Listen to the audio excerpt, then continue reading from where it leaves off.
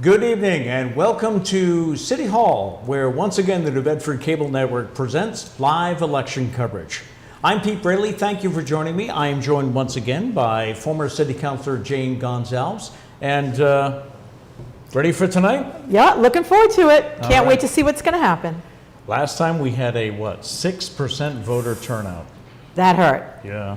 We were going around the room before we get started. I'm hoping for 12. What do you think? You want to give I'm hoping 15. 15? All right. All right. We have a few races to be decided tonight, and we are going to have some guests stopping into the Ashley room for us to talk to. But first, let's give you a little snapshot, some election facts, some quick facts about what it is we'll be watching tonight.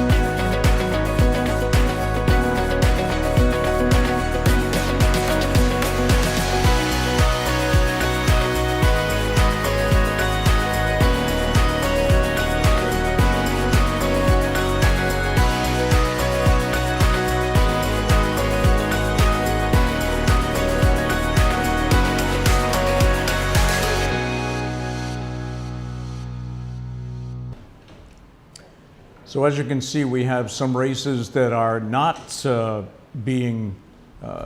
no competition this year for those different ward seats. We will be keeping an eye, of course, on the council at large race. We have a mayor's race, and we have wards 1 and wards 5, which we'll talk about in just a bit. But we do have a guest we should get to. Yes. Because she is going to have a busy evening, I'm sure.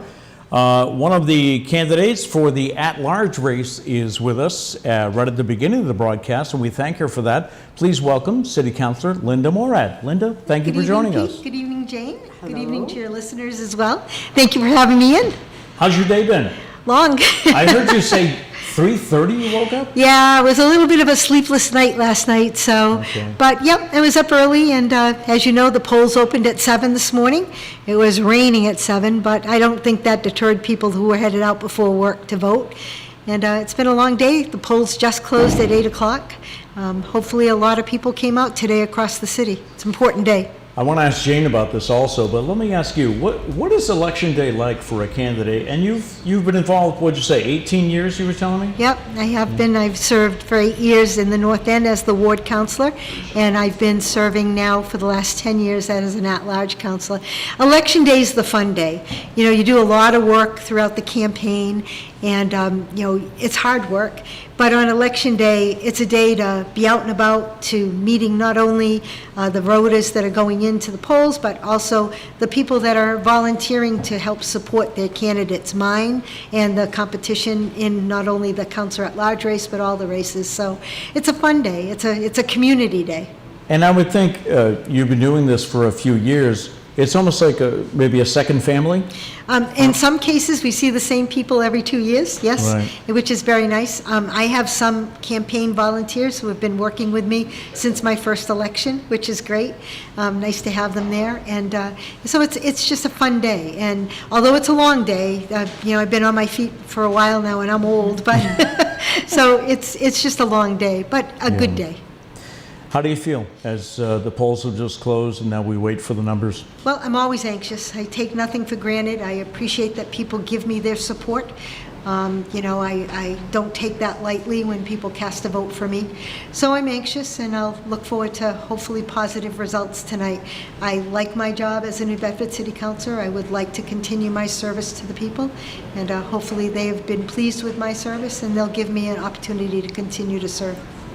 Do you have unfinished business? Things that you would like to accomplish in this next term? Yep, there's always unfinished business, things come up all the time, but there are some citywide issues that I've been involved in that I would like to continue to see through.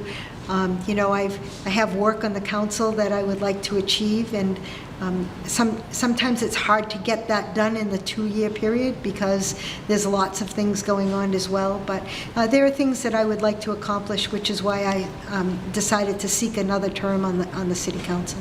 All right. What's the rest of the evening? Is there a party, or do you gather with people, or do you like to be at home and have the results come in? So, when I was younger, we used to go somewhere after, but that conflicts with a lot of things. It conflicts with being anxious, waiting for election results to come out. The people who were standing at the polls first thing this morning, they're home now, tucked in, relaxed for the evening. They don't want to come back out. So in the last 2 campaigns, my campaign volunteers and I have come together a week or 2 after the election to celebrate and to be together. So we'll be doing that, not this week, but next week. And I'll invite everybody who's worked for me over the last 4 or 5 months, whether it's been at a visibility or helping with mailings or being out today. I'll ask them to join me, and we'll be all together. They'll bring their families, and it'll be a nice event. How do you feel about voter turnout? I mean, in the primary you saw, what was it, 6.16, I think, was the official amount of the turnout. Yeah, very low.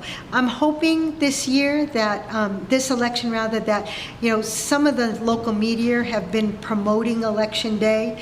Some of the local businesses have been actually buying ads to get people to get out and remember that today's an important day in the city. I'm hoping people listened. It would appear to me, being out in the city today, that in specific areas, the voter turnout is much better than the primary, but in other areas, it appears to be low. So we'll see tonight, if the people came out.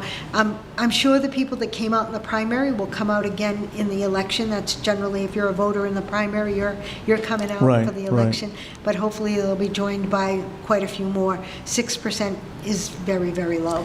We have speculated as to why there's such a lack of interest. Do you have any theories? Well, people are a little bit unengaged. Our population has aged in the city of New Bedford. A lot of the people who were staunch voters are, they've passed on now.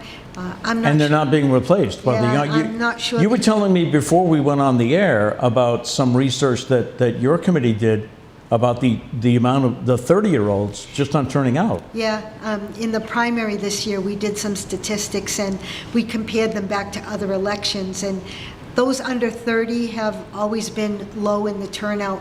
I was just surprised in the primary, the age group between 30 and 40 didn't seem to come out in October. Hopefully they're coming out today. All right. So, yeah. All right.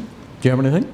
Yeah, I wanted to ask, because related to that issue, I feel like especially the youth are really disenfranchised, but perhaps it's creeping into the older, middle-aged crowd too, because just at the national level, everybody's so, doesn't trust anybody, right? So is that affecting the way that people are campaigning? Because I don't see people going door to door as much. There's a lot less literature coming through the house, or through the mail. And maybe some of that's reflective of what goes on social media. Do you think that's the case? Yeah, I do. And then I do think the national attitude or the national feeling does affect local politics, but local politics is ground-based, as you know. This is your local government. I mean, you can't really call up your senator or see your senator on the street corner and talk to them, but you see your local politician, whether it be school committee, right, city council, whatever. You see that person. So I don't know if people feel like if they have an issue, they can pick up the phone and call somebody. I don't know, but they're definitely not coming out to vote. And, I mean, I did a couple of mailings this year. I only got one other mailing myself from another candidate. Mailing is expensive these Yep. days, the post office is not cheap anymore. So it's expensive to run that kind of campaign. There were people walking neighborhoods dropping flyers. I'm not sure that they were really banging on doors and talking to people, if you will. I did a lot of calling, a lot of personal calling this time around so that I could reach out to people and see if they had questions or concerns, but encourage them to get out to vote. And hopefully that'll pay off tonight. All right. Well, thank you so much for coming. Thank you. It's good to see you Wanna both. give you Thank a you for chance- doing this. I want to thank you, and I want to thank Cable Access for coming and setting up and making sure that the people could be informed. I certainly want to thank all the people that worked in the polls today, our Election Commission office. Those people got long days, and they're doing a great job for us, and we appreciate it. And I'll thank our police as well for keeping the polls quiet and safe as well. All right. Go home, put your feet up. Yeah, that's right. Pet the Thanks. dog. Yep. So, thank you for having me in, and I'll be listening to you. Thanks, Thank Madam you. President. Thank you. All right. Coming up, we're going to preview one of the ward races that we have, Ward 5. We'll do that in a couple of minutes. But first, we do want to talk to the man of the hour, I guess, and that is Manny DeBrito, who is the election commissioner for the city of New Bedford. We talked to Manny last time we were here, October 7th, just about a month ago, and that was the night of the, 6.16% voter turnout? Big major turnout. Yeah, Yes, 6.1%. yes. Hey, great idea to do the robocall, the reverse 911 We've call. been doing it for the past couple years. It's How does something I remember it from I before? started, Okay. a couple years ago. We do the construction signs now. So information's out there. We, Yeah, I we try noticed to do it. you stepped it up a bit. And also, have you noticed any benefits from going into the schools? Because you go into the, and people might think, well, but the kids can't vote. But you get them to put pressure on their parents, right? Yeah, so the whole idea of, last year I had about 15 high school students working for me from 2 schools, and just working the polls, getting a peek behind the curtain, and just get them used to being around elections, getting them engaged, making them feel like they're part of the process. Really, really enjoyed it. The kids were great. The poll workers really enjoyed them. This year I have about 30 Wow. high school students from 4 schools, and again, compliments all day. They're amazing. The idea for the high school students is to have them go home, talk to their parents about why or why not they're voting. I never talk to these kids about who to vote for or anything like that. It's just the power of their voice. And I've been investing in the future of the city for a long time. I've been working with kids for about 20 years. I know how the dynamics of family and children, work. That's my strength. I love working with kids. So, and I hope they talk to their friends. They have the NB Votes t-shirts on. They wear it around school. No one wants to listen to the election commissioner, you know what I mean, about coming out to vote. Right. But I think they'll listen to each other. They'll listen to their children. I know I joke all the time. I'm like, when I was growing up, I had 0 say in my house. Now that I'm married, I have 0 say in my house. But my kids have say, right? I have a 10-year-old and a 4-year-old. They have, the 10-year-old has his phone. He's on it, so he puts pressure on us. We go to all his events, so I know how that dynamic works.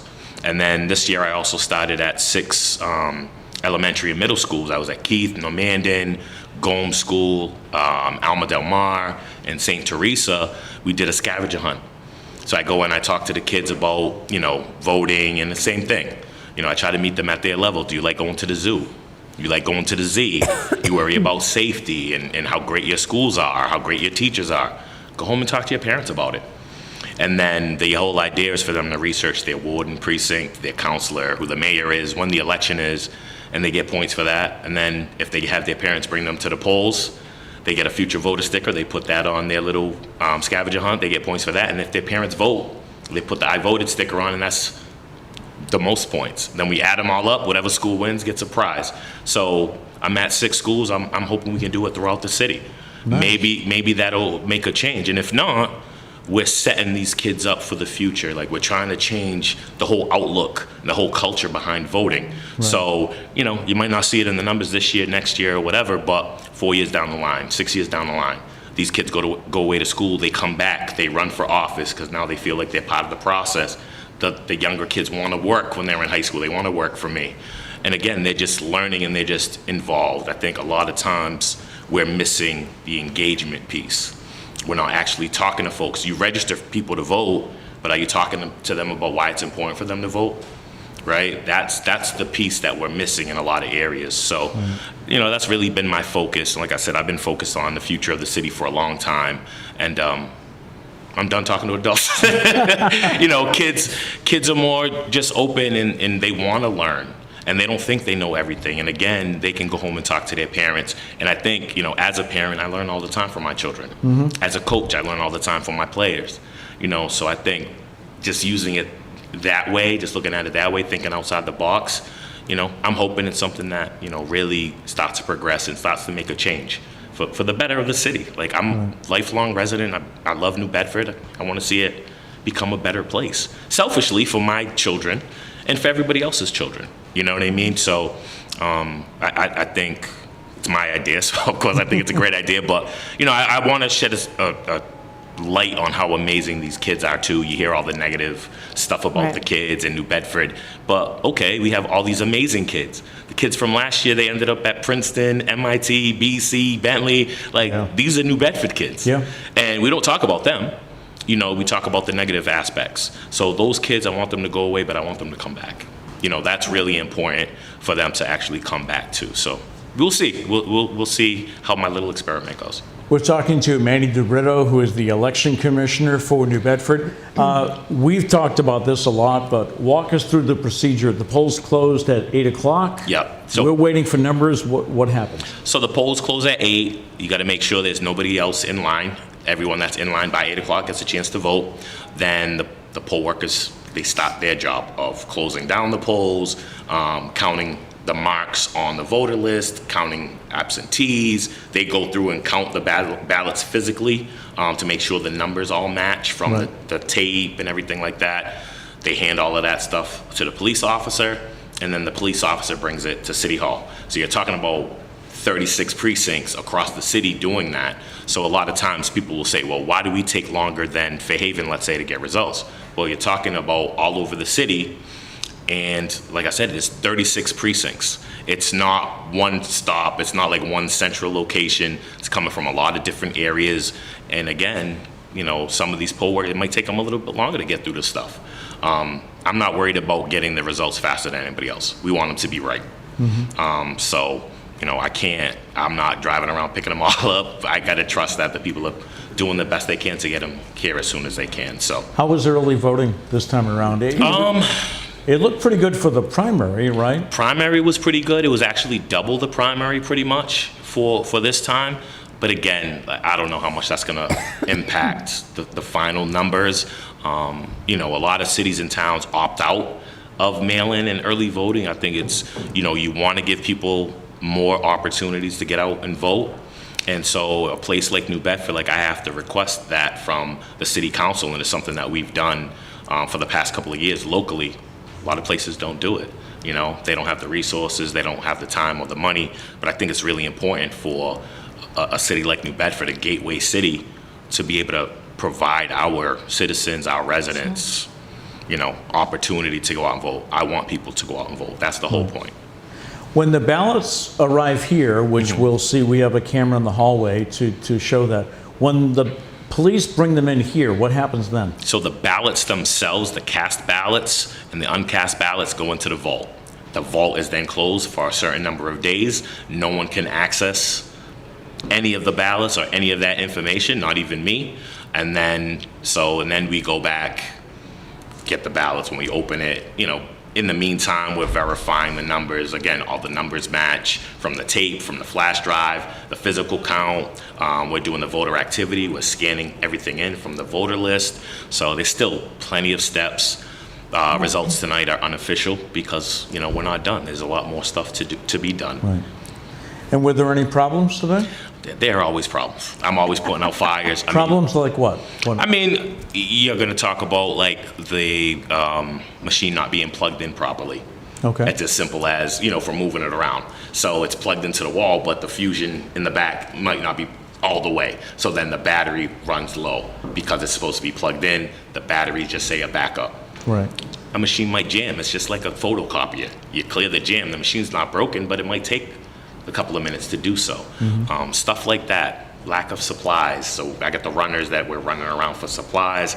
There's always going to be something. Again, with this many locations, this many people working, I got 400 people working to run an election. Wow. Between moving company, poll workers, police, my staff. It's a lot of people, a lot of locations. Anything can happen. I'm putting out fires just all day long. But I think my poll workers, they do a really, really good job of, handling the issues and doing what they're trained to do. Now, I see some of them are coming in and going into the elevator. Where do they go from there? The elevator, the bags, so if you can see the red bags there, those are the cast ballots, and those go right into the vault. Okay. Right into the vault. The voting machines themselves, those go into the attic in our secure location in the attic, and then those are put away as well. Those also are brought back by the police officers. All right. Well, I know you're busy, so we will wait to hear you announce some numbers in a few. What time do you think? We're going to say between 9 and 10. Again, it depends on when they can get that information into us, and then we can run them on the computer. That's the easiest part of it, but it's actually getting the flash drives here so we can run them through and get the results. All right. All right? Good luck to you. We'll talk to you later. All right. Manny DiBerto, who is the election commissioner for New Bedford, and we thank him for giving us a few minutes before things really get busy for him in his office, which is down around the corner. We do have a camera in his office, so as soon as he announces numbers, we will go to him and get those for you live here on the New Bedford Cable Network. Thank you so much for joining us on Facebook or YouTube. We are joined right now by one of the candidates for Councilor at Large, and that is Shane Burgo. Yes, hello, how are you? Welcome. Can you remember, because your victory was just 2 years ago, right? Yes. You're the new kid on the block here. Yeah. Can you remember what you were feeling then? How does it compare to tonight? Definitely a different feeling in a good way. Is last time I really wasn't expecting to win, especially name recognition was huge, and I felt I hadn't achieved that. We hadn't had a primary at that point, so we weren't really sure where we were going to be. So essentially what happened was we were just playing it by ear.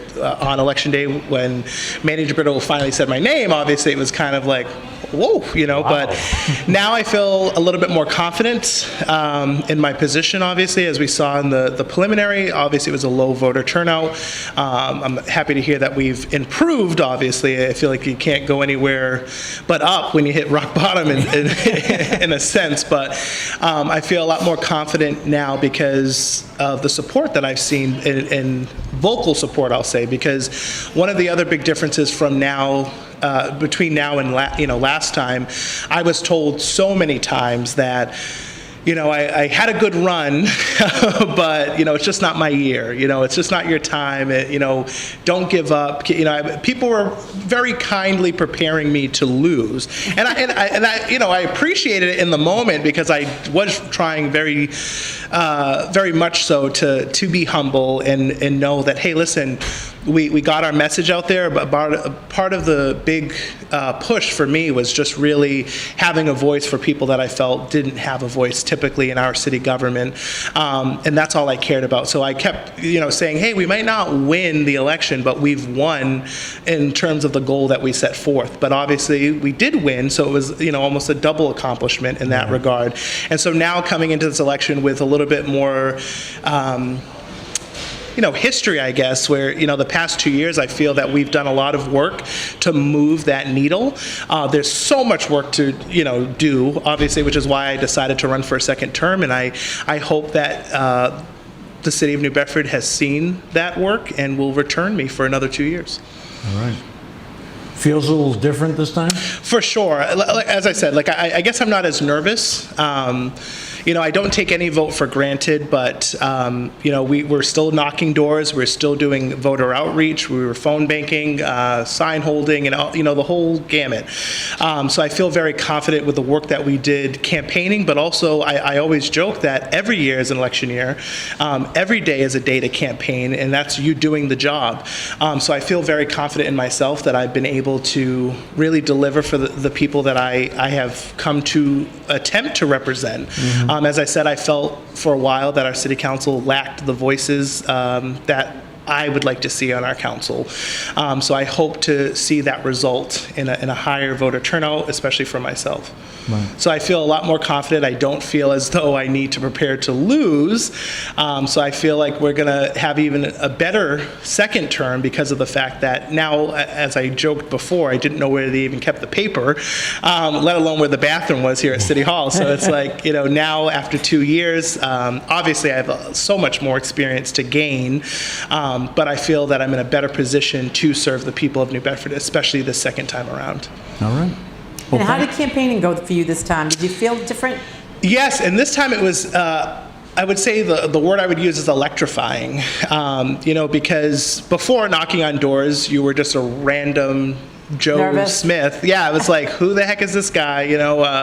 What are you trying to do? And I was referred to as a kid a lot. I think this is why I kept my beard to try to give that older appearance. But this time around, knocking doors, it was like people knew who I was. They knew my name. At one point, I remember I was knocking on a neighbor's door, someone's door, and their neighbor recognized me, and they said to their husband, "Oh my God, that's Shane Burgo." So then I chuckled because I was like, "Oh, they recognized me." But so in that regard, it's been very different because before, on WBSM, I think it was Barry Richard made a joke and said, "Who's this Burgo kid? I couldn't pick him up, out of a lineup of 2." So now I'm pretty sure he could pick me up, pick me out at a lineup of 2. But so I think that part of it has been such a change for me, is now being a public figure in the city. I've always been involved, but mainly only people in my neighborhood or the communities that I would represent. Obviously, I have my experience on the executive committee for the NAACP, UIA. I'm very involved in my church parish, so all of those communities, of course, knew who I was this whole time. But now it's from Ward 1 to Ward 6, whether good or bad, you know who Shane Burgo is. So that changed. So any of those doors that you knocked on were people, because as time goes on, what happens is the people most willing to talk to you when you go door to door are the people that have a complaint. Oh yeah, I have issues. Yeah. Okay, so that's already started then. Yes, for sure. Especially in Ward 5 in particular, we know. Not just your house. We happen to stop at. No.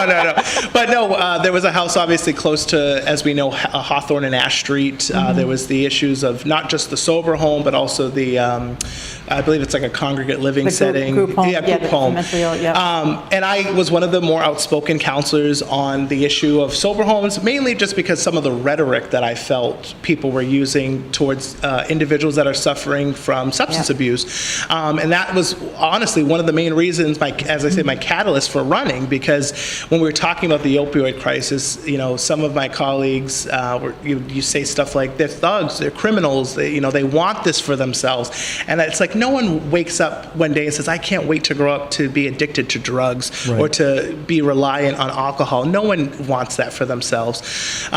So me speaking out against that, which is what I wanted to use this platform for, garnered some attention, obviously, from the Ward 5 residents in the thought process of, oh, well, you must support these sober homes. And it's, there is a need for sober homes, but it needs to be done the right way. So that was one of the great things about knocking on doors, is getting to talk directly with those residents about their concerns and explaining to them my position.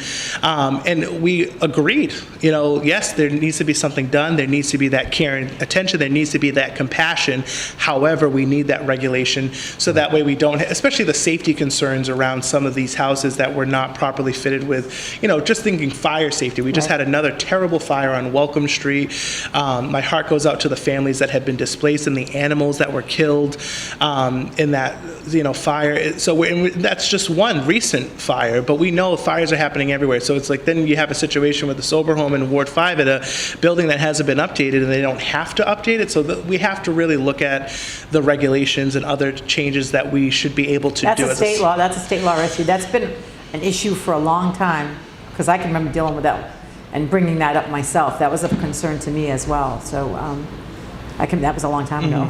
So I guess it still hasn't. So there's a lot of work that we need to, especially obviously, as you know, we're very limited in our legislative power here on the city level, but that's a part of the work that we need to do with our coalition on the state delegation and even sometimes the federal delegation, you know. I like to think of government as a trickle-up effect as opposed to a trickle-down. It's so easy to blame Joe Biden for things or, you know, whoever the president may be. But at the end of the day, it's our local school boards, our city councils that are making these life-changing decisions for everyday residents. And that's why I think being in this position is so powerful, but at the same time so scary because of that effect. And a shout out to Global Learning Charter School, right? Yes, that was one of the schools I attended for middle school. Yes, I had attended Kearney, and there was a weird switch up where I was supposed to move to Florida at one point. My family was, and we changed our mind. And then this, you know, the Global Learning Charter School was just starting up at the old New Bedford High School building, which is now Paul Roderick Administration Building, and we lucked out and got a seat in it. And so I was one of the first fifth grade class ever to start at the Global Learning Charter School. I didn't end up going for the high school.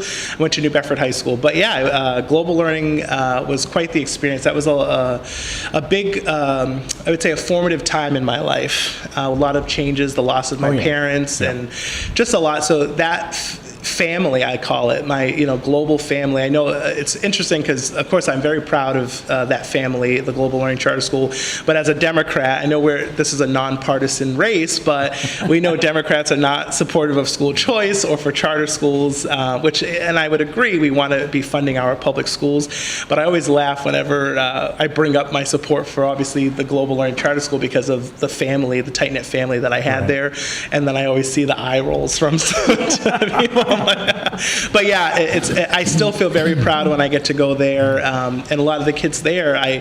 One of the message I wanted to get across, especially when I've done a lot of talks, I was fortunate enough to be a speaker during the national convention this year for the NAACP, as well as other conventions that I've gone to in other schools, and I've been able to share the message of don't be your first no. And so that's been kind of my message, and it's been great, especially speaking to students, not only just at the charter school, but anywhere in New Bedford, where they might feel as though they don't belong in a position of power. They don't feel as though they're qualified to run. And so one of the first questions I always ask is, who here is going to run for office? And the arms never shoot up, of course. And I say, oh, you probably want to make money then. That's why. You know, people are fooled that they think that, you know, a job in government is going to pay. Well, it doesn't, but it's more rewarding in other ways. So usually by the end of our conversation, I get them to really see the value of it, and we get a couple other hand raises. But that's one message I feel in my first term I've really tried to get across to, you know, not only just to students, but to adults too. Don't be your first no, because if that were the case, I wouldn't have run for this seat, because I was told, you know, at the time Paul Chase was running, and Jason Mello was a very popular DJ and well known. He had a lot of signs up. I think that was a great example of signs don't vote, because I didn't have the most signs, I didn't have the most supporters, but they turned out in droves, and we made that difference. And if I had been my first no and decided not to run, I wouldn't be sitting here right now. Well, good luck tonight. I appreciate that. Thanks Always a for pleasure to joining see you us. both. Yes, Okay. take care. Nice to see you, Counselor. Thank you. Shane Burgo, one of the candidates for a counselor at large here tonight. It is election night in New Bedford. The polls closed at 8 o'clock, and we are just awaiting the numbers. Coming up, we're going to preview a couple of the contested races. One of them will start off with the Ward 5 race, because no matter what happens, that ward will have a new counselor tonight. That's correct. And we'll also look at the Ward 1 race, which is also contested, and we have the mayor's race as well. But we have one more guest, and we try to keep them moving because they're trying to get around and talk to their supporters and everything, and we know they have things to do, so that's why we're going right to... No, he doesn't. No, he doesn't? That's right. That's right. Easy for you to say, you know. you think that it's easier, but it's just as nerve-wracking. All right, so this is the Ward 3 candidate, right? Counselor. I'm sorry, that's right. Unopposed Running counselor. unopposed, running unopposed. Yes. Sean Oliver is with us. And touch on that, Sean. We would think it's different, but it's not? No, I mean, especially where this circumstance, I'm running unopposed, but we just came off of a Ward 3 election over the winter. Right. So it's still getting out there. Who is this Sean Oliver guy? Who is my counselor? It was, voter turnout in January, February is even tougher than what it is in True. November. Right. So the spotlight was on the 7 candidates during that election, and then, the final 2, obviously, but there's still a lot of unknowns. There's still some doors that I wasn't able to get somebody to the door or make contact with them. So you're still constantly trying to make that connection, even though that you're already in the role. And I think any time, even if you've been in for multiple years, I'm sure there's a door that you've wanted to get somebody to answer and they just haven't. I call those my white whales, my Moby Dicks. I have one house on Apple Tree Lane that I cannot find. They vote. I see the voter roll, but I've never been able to get somebody to the door. Wow. Well, something to work on, right? Right, exactly. You have a challenge there. Exactly, Yeah. right. When we talked last month, you were coming, it was a very long day. Do you have an early morning shift? or- I work third shift for the Department of Corrections. third Yeah. shift. Okay. So, same thing today. I worked last night from 11 to 7. I got home this morning around 7:30. You look well rested. Well, You're probably not. No, but you look- absolutely. I took a quick power nap for about an hour and a half today Okay. when I was getting my son off the bus. But aside from that, I've been go all day, still knocking doors, still reminding folks, sending out the text messages, reminding pretty much everybody in my contacts that I know today's election day, bring a friend, bring a neighbor, text a friend, text a neighbor. It's quick little good morning, don't forget to vote today. Do you get response from any of those people that say, "Why should I go? You don't need my vote"? Actually, I haven't gotten that response. I've gotten some, they've gone to the polls and they're like, hey, you're running uncontested? So there's they still didn't like know. a disconnect Right. in some aspect of, just awareness of what's going on in our local government. And Right. that's what I'm trying to do, especially in Ward 3. I felt that there's been a disconnect from the representation that Ward 3 has had, and I just like the councilor before me, the council before me, he said, why not you? Why don't be your first no? It's absolutely true. Is the only one that's stopping you is you. When I started this in the winter of last year, nobody knew who I was. I self-funded, started first door, first street, first house, and just went from there. And I still going with that same approach. There's no better way than meeting somebody at the door. You can spend all the money you want on ads and all those other ways of getting your message out there, but the face-to-face and that human connection is there's no beating it. Right. What brings you down here tonight? Well, I mean, there's really no need, but I mean, it's the place to be if you're a counselor, right? you still want to be here to support colleagues, past, present, future. Just to be part of the buzz. I didn't get this during my election. It was right. solely just one ward, one section of the city voting.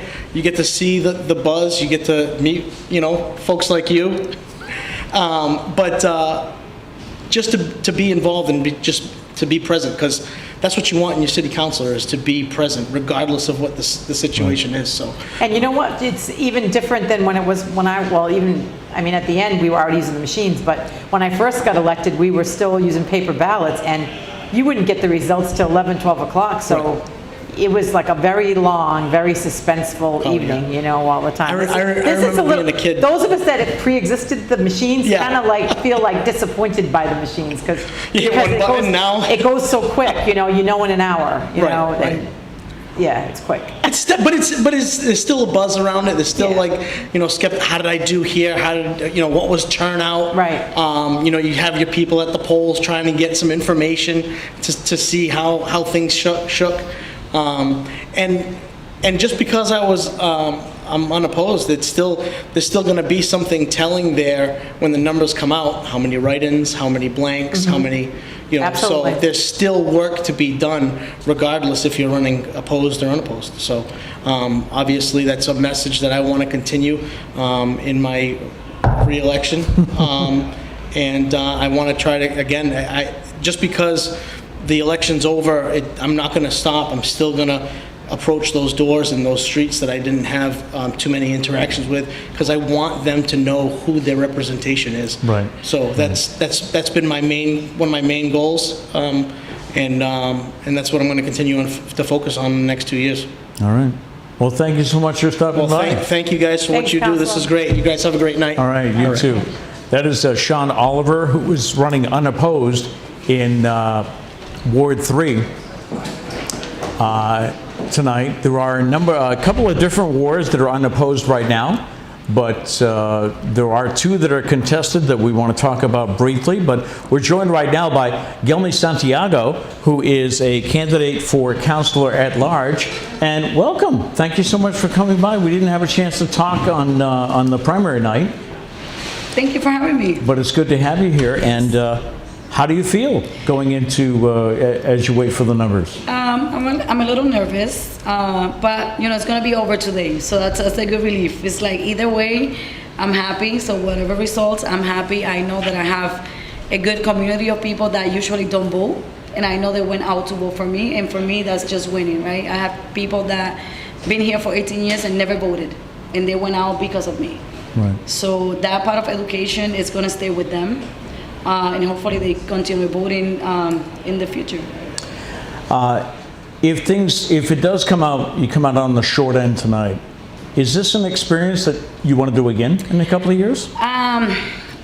It has been a really great learning experience. I mean, it's hard, very hard. I don't know if I'm going to do it again. Maybe yes, maybe no. I can't say. I mean, last year I said I'm going to run, and then I never did anything. I pulled papers early, like in May, and I didn't do anything. And literally the week before the due date, I got my signature turned in, right? So I guess I like that rush to do everything last minute. It's just me. So probably, I mean, we'll see what happens. It has been a really great experience. So. Yeah. Why did you decide to run? What prompted you to run, and why did you decide the at-large race? I'm curious. I decided at large because I have a business, and I know I'm well known in the Hispanic community through the whole New Bedford. Okay. I live in Ward 5, so I could have just gone easily in Ward 5, but I don't think that will be like a geographic that knows who I am or will be supportive of me. Because I have a business and I have about 3,000 clients, I figure if I go at large, I serve people from the north end to the south end. So I think it will be easier. And the reason I decided to run is because I feel like our community is underrepresented. We need diversity. Things are changing in New Bedford rapidly. The Hispanic community are growing. Opening business. You go through Acushnet Avenue. You can see what is happening. So. The shift is happening quick, but we don't have any representation at the governmental level. So I think it's important.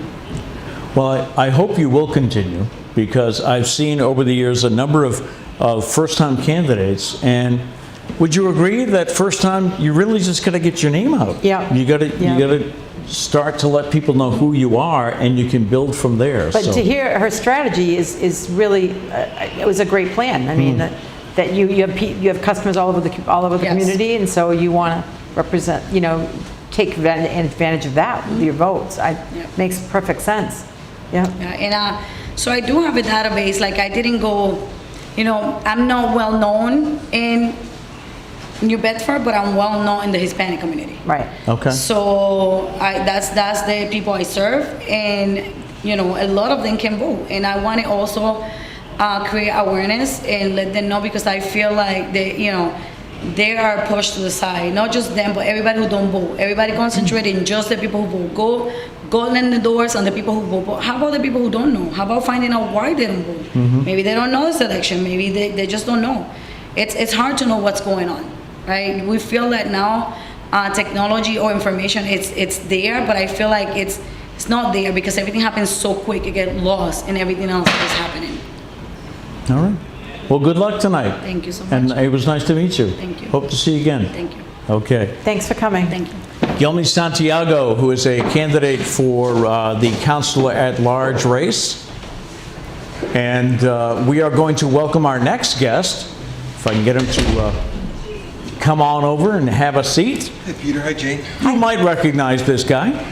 He is Joe Lopes, who is the counselor for Ward 5, and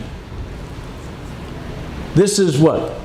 A new experience for you, but you've been here before. How can you sum that up? It's a very new experience. I think I have the same nerves that I had the very first time I won in 2009. I think it's the same exact nerves and emotions and feeling. Yeah. So you are running against Zach Boyer in Ward 5. And one thing I've been curious about that I'm glad I have a chance to ask you is 2 years ago you were defeated in Ward 6. Yes, sir. So you've had 2 years to be out of the council. What did those 2 years teach? I would assume, knowing you, I would assume it was a learning experience. It was very much a learning experience. It was re-energizing. As much as it was relearning, it was re-energizing. I think I had took some things for granted before, from being in the council for 12 years and running unopposed 3 consecutive times. So I didn't keep my base engaged. I didn't keep a lot of the same people that helped and volunteered. Just let it, fizzle out to some extent. And do you feel you got comfortable? yes, Yeah. yeah. I think you do it for a long period of time, and there is a comfortability factor that goes along with it sometimes. I never took it for granted because it's an honor. Right. It's truly one. Other than being a dad, it's probably the greatest honor I think I've ever had in my life. Being Joey's father is the greatest honor. But being able to represent the city that I grew up in, that my family's been here, is a tremendous honor that I truly love doing, and I love being able to do it. And Jane, being able to serve and being part of a community in a different manner is a unique experience that not everybody gets the honor and the privilege to do. That is correct. He's Yeah. right. I mean, when you look back on it and you think about the number of counselors overall in the history of the city, right, versus the population, or in my case, the number of women who've been council president. Yeah. There were only 3 before me. So, yeah,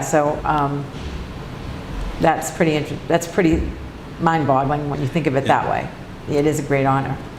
Did you find you had to change your approach this time around, or I would assume some of the systems or the things you do carry over?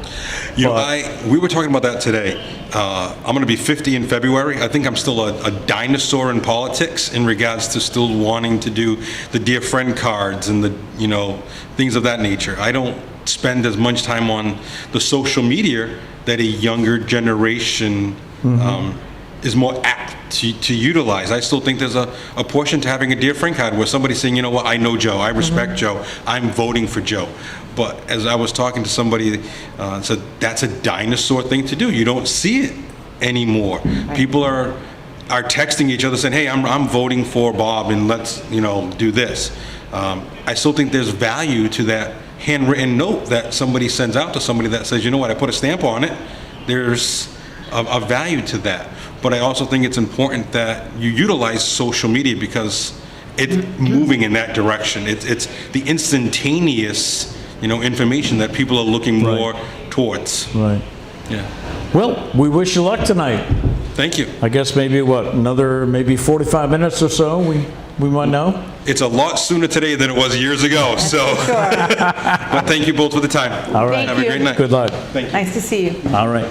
We are going to take a short break, and then we'll come back and we will look at the contested races that we have tonight in Wards 1, Ward 5, and there is a mayor's race that we need to talk about a little bit between the incumbent John Mitchell and also Richard.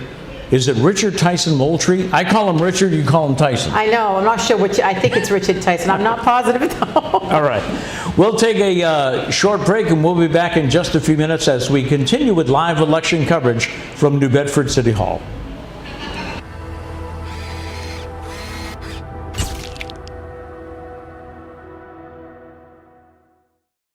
Did you know that you can watch any of New Bedford Cable Network shows anytime, anywhere on all of your mobile devices? How, you may ask? Just log on to nbcablenetwork.com and bam! You have all 3 channels at your fingertips: public, educational, and government access. Here, you can view our program schedules, watch our channel's live broadcasts, or search for a particular program in our vast library of shows. Last year alone, New Bedford Cable Network produced over 500 shows, and nearly all of them are available online at nbcablenetwork.com. Not only can you stay up to date with what's happening in your local government and schools, but also dive into some of New Bedford Cable Network's original award-winning programs.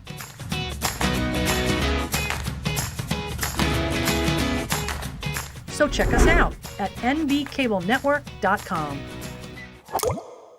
Every day, millions of people are connecting. Father, cosplayer, mentor, actor. It's time we take a step forward, come together, and discover how accepting our differences can make us stronger. Victor deployed for the first time to Afghanistan in 2003. He sustained a moderate traumatic brain injury. Basically, he had to relearn everything. One of the most important elements of caregiving is taking care of yourself. We have our own journey, and we can fulfill that journey at the same time that we are helping our loved one. Visit aarp.org/caregiving for a free military veterans guide to navigate your caregiving journey.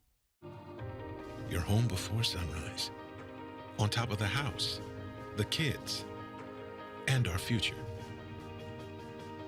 The smell of your cooking is our alarm clock. My Shiro's day is never done. So let's start saving a little more now so we can feel prepared for retirement. A free 3-minute online chat can give us the personalized tips we need so we can live our lives to the fullest. Visit aceyourretirement.org.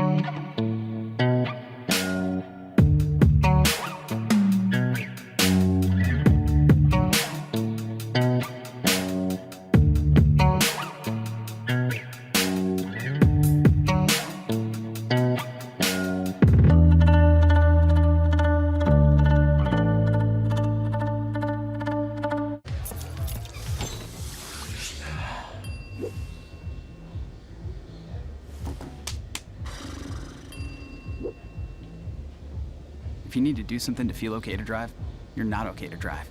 Don't drive buzzed.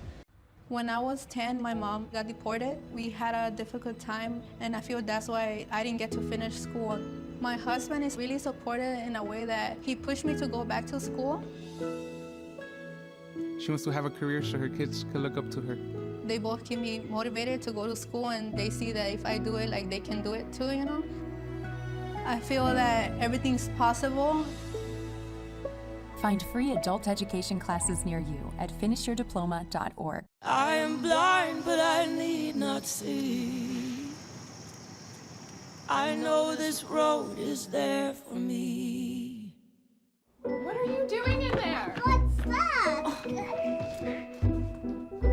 I wouldn't do that. What are you doing? What are you looking for?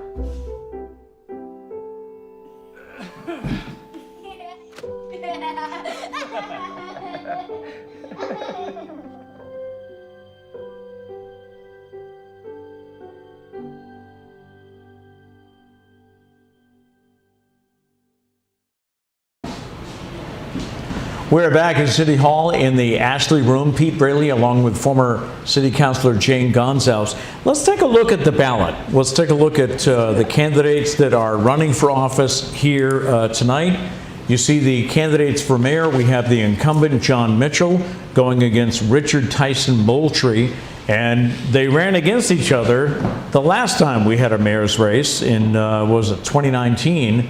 And they are running again tonight. So I have not seen, have we seen the mayor? Is he in the building? I don't know if he'll be joining us later tonight, but it's possible. There is the assessor at large. As you can see, Marty Tretup is running unopposed. His name is on the ballot. The candidates for school committee, there are 3 of them, but they're unopposed. There are 3 seats. Christopher Allen Cotter, Joaquin Livramento Jr., and Bruce J. Oliveira. The candidates for school committee, all 3 back in office. The candidates for councilor at large. All right, first of all, as you can see, page 1 of 2, we have the 5 incumbents. We have Ian Abreu, Shane Burgo, Naomi R.A. Carney, Brian K. Gomes, and Linda M. Morad. Then we have 5 challengers, and remember there are 5 seats. So we have Devin Burns, Bruce Wayne Duarte Jr., Scott John Lima, who is the current Ward 5 councilor, but he's not running in that race, Joyce Rowley, and also Gelmy Santiago, who we had a chance to meet. Now the wards, we'll come back to the at-large race in a moment. I have a question for Jane. But the candidates for Ward 1, we have William Brad Markey, who is the incumbent, and Leo Choquette. This is a rematch from 2 years ago when William Brad Markey just barely defeated Leo Choquette. So I guess this could go either way tonight. Ward 2 is uncontested. We have Maria Giesta, who will be re-elected to that ward. We talked with Sean Oliver. He's uncontested, that race, no opponent in Ward 3. Also in Ward 4, there's no competition there. Derek Baptiste will be re-elected tonight. And the candidates for Council Ward 5, Zach R. Boyer and Joseph P. Lopes. Now, Zach Boyer ran for this post 2 years ago and lost, but he came back to run again this year. And the candidate for Ward 6, the incumbent, Ryan Joseph Pereira, that's uncontested, so he will be back in office after tonight. I wanted to ask Jane what she thought because there were some comments or some articles written recently in the New Bedford Light.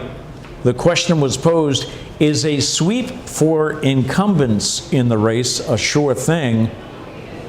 New Bedford Light didn't really think so. I mean, because it was close at the primary, right? It was. So as I recall, I have the numbers here. I believe that number 6 was Scott Lima, and he was about 50 votes behind the number 5 finisher, which was Naomi Carney. Right. So the possibility exists that, you know, if he got out more of a vote this time, he could possibly beat Naomi, assuming she did not get out more. Right. So, but I mean, the thing with the at-large race, it's always interesting because there is that dynamic of the people running as a group. You know, they don't think they are, but from the public's perspective, the ballot says vote for not more than 5. Right, you walk in, so most people vote for 5, and a lot of people may not be as well informed or well read about them, and they're going to go with name recognition. So the top 5 are the incumbents. They're the ones with name recognition. Right. So Gelmy Santiago just made a good point. She has a big customer base that she's counting on to vote for her, but on the other hand, do other people know who she is? Right? Other than her voters will have to go all the way down to the bottom of that list to get to her name. So it's an interesting dynamic. It's not like running a ward race when you run one-on-one. So. Yeah, Scott Lima, who does, by the way, have the backing of Mayor John Mitchell, he finished the preliminary just 48 votes behind Councilor Naomi Carney, 61 votes behind Linda Morad. Right. So Linda did admit that she doesn't take anything for granted. She gets nervous on election day, and I guess there is that fear that, like you said, Scott Lima, if he got out and campaigned or maybe reached more people than Linda and Naomi did, then maybe we could see a difference. Right. And you know, when my old friend Gurutowski used to say, Councilor Gurutowski, you're never as popular as the day you get elected, and every time you take a vote, you lose a vote. Okay. You know? Yeah. I mean, potentially. So at some point, you know, there's a tipping point, and you begin to the point where you're losing votes rather than gaining votes as you stay in office. I mean, that can be a factor. Were we just looking at the vault? The vault, I think it was. Yeah. I think it was. When Manny DeVito mentioned that, I was like, ooh, where's that? Yeah, it's in the basement. Yeah, I'm not super familiar with this building. I mean, I've come here to interview counselors and mayors and such, but as far as where the vault is and everything, that's really interesting. So there used to be offices in the basement. I won't say which department, but I know that is the basement. That is definitely the basement. So I'd never been in the vault though, but there are offices down there. Yeah. So as the election commissioner pointed out, the polls closed at 8 o'clock, but then folks had to they had to tally up the votes. They had to close down the election spots, and he made an interesting point how the ballots are coming from 36 different locations, whereby I was mentioning to someone earlier today, I do live in Fairhaven, and recently... You have 3, right? Recently they moved us all to the rec center. Oh. So where some used to go to the high school or to another school, everybody votes in one place. So it makes sense that Fairhaven would be quicker because everything's coming from one place to another instead of 36 different locations. Right, and you know, New Bedford's long, so like if you vote in Sassaquin, that's a 15-minute ride from here. Right, so. That's true. That's true. We've looked at the map before, breaking down the precincts. It's really interesting how the wards, like, they may have the most land size, but the largest amount of voters are in Ward 5 and I think Ward 1 and Ward 5 are the biggest 1 and 5. I think I think we did get that map last time, right? I don't think I have it with me today, but and I think Ward 5 is the smallest in geography, right? Or one of the smallest. I think actually Ward 3 might be. Ward 2 or 3 might be smaller, but yeah. So we'll talk about the mayor's race for a moment here. And of course, as we mentioned, we have the incumbent John Mitchell, who is running against Richard Tyson Moultrie. And does John Mitchell really have anything to worry about? I mean, the number of votes that came in the primary, he was in the 2000s, where Richard Tyson Moultrie was in the hundreds. Right. So it would appear that he does not have anything to worry about. Right. I mean, I don't want to discourage Mr. Moultrie, but that's a hard battle to win. Right. And of course, it's a 4-year term now. Right. And I guess there's been some mixed emotions about whether or not the 4-year term was a good idea. Maybe should we go back to the 2-year term? Do you think we've had enough time to really draw a conclusion? I have, but you have, okay. But I was not in favor of it, and as I said to Council Morad when we were watching the screen earlier, and all the offices were listed with their terms. Yes. The City Council is the only office for which the term is 2 years. Oh, that's what you were pointing out. The school committee is 4. The assessors are 6. 6, right. And the mayor is 4. So why is the City Council only 2? So. Is there a thought process that the City Council should also be longer? Well, or do you think they should all go back to 2? My thought is not necessarily the City Council should be longer, but that if the mayor is 4 years, then so should the council be 4 years. We should level the. Yeah, that's what I think. But I think that it causes an imbalance of power. I mean, the mayor is under a Plan B charter. The mayor is a little more powerful than the council anyway, and now with a longer term, the less concerned about when that next election comes, right? And the ability also to spend the off-election year, which is an election year for the council, supporting council candidates. I think we're looking inside the vault here. Apparently we are. Yeah. I've never been in there. Look at this. We're getting full behind-the-scenes access. This is very exciting. Yeah. We haven't had a chance to touch on voter turnout yet tonight, you and I. The turnout for the preliminary election was 6%, and shameful. Shameful was a word we heard a lot after the election and also that night. But no one seems to have. Maybe there isn't one answer. Yeah. as to how to increase things. I know Manny DiBerto was talking about the early voting that was done and how some cities are getting away from that. I know one of the presidential candidates has come out and said he thinks there should be one day, make it a holiday, and do away with this early voting, have it all be paper ballots, which I don't know if I ever see us going back to all paper. Do you? I mean, No. with the technology we have now. I don't see the point of that. So- I think there can be electronic voting that's safe and secure. Right. I do see the benefit of the early voting. I mean, I think if we're not going to make Election Day a holiday, then, and even if we did, then if somebody works outside the city, it may not apply to them, True, right? So, for example, like I used to work in Boston, so I'd leave New Bedford at what time did I leave New Bedford? 6:15 or something like that in the morning, right? And then 6:20, and then I would get home after 7 at night. So that's really cutting it close to vote. So for those people, it really makes a difference. Being able to go to the library or whatever to vote on Saturday is a huge thing. And would making Election Day a holiday, do you think it would really help, or? I don't know. I mean, if you're not plugged into and interested in the electoral process, all of a sudden you've got a holiday, you're going to go off and do something that's right, fun. and then also, again, if it's not a holiday where everything has to be closed, and then your employer decides that he or she's still going to stay open or whatever, then what's the benefit? What's the difference? Right. It was also if anything, if nothing else, you're going to have kids with you to go to the polls. They're not going to be in school. True.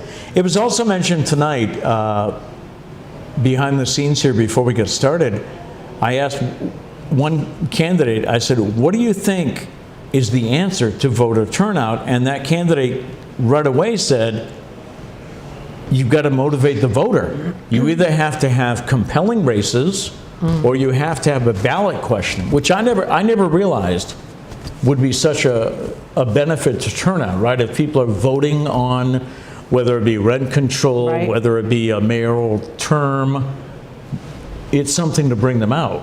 Yeah, if it's something they're interested in. Right. I mean, I guess it depends what it is, but yeah, I think it's a whole bunch of smaller things that, that there's different reasons for different people. I think the national feeling about the last election and the alleged steal of the election, right? And that kind of conspiracy stuff keeps some voters away. I think that just the natural, young people don't vote. I don't know because they never voted because I guess it's, I don't know, because you're younger, you're not focusing on those kind of things yet. I don't know. You're not a homeowner, you're not worrying you're not about a your taxpayer, taxes. right. And then also, I think it's shameful, again, that we don't have civics classes, right? I mean, there is now. The state passed an ordinance, a law about it, and I think it's required now. But for years, kids were not learning about government in school. So obviously, that's going to produce a disconnect. Quick story I mentioned to some of our crew before we get started tonight. As I mentioned, I live in Fairhaven, and I went to the Fairhaven Rec Center today for some exercise, and that's also our voting location. As I was leaving, there was a man who walked in, said to the lady at the desk, she said, "Where do I vote? There's no election?" And she said, "No, there's no election here today." And he walked out with me, and as we're walking to our cars, he looked at me and he said, "Well, I guess they don't want us to vote anymore." And I said, the town election's in the spring. In spring, right, towns are in the spring, yeah. And I said, and there's no statewide offices being decided today. Because it's an odd year. And then, but he was like, "Yeah, they don't want us to vote now." And I said, "There's nothing to vote for." Wow. I said, "New Bedford has an election, but that's a city election." So what I walked away from that conversation with was the fact that all of this conspiracy theory stuff, it's really made its way into the minds of voters, because his first response was, "They don't want us to vote." Well, there was no election in that town. Yeah, you were just wrong, dude. No one's. You had the wrong date. No one's keeping you from voting, you know? That's too bad. My wife was quick to point out, she said, well, you got to salute the fact that he was willing to vote. He was going out to vote. He just didn't have his facts straight, so. Yeah.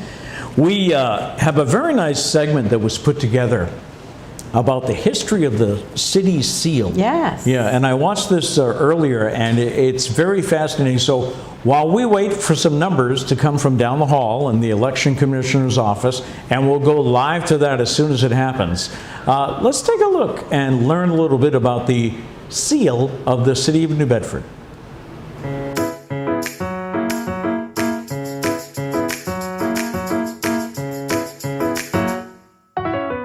So New Bedford seal has a unique kind of story.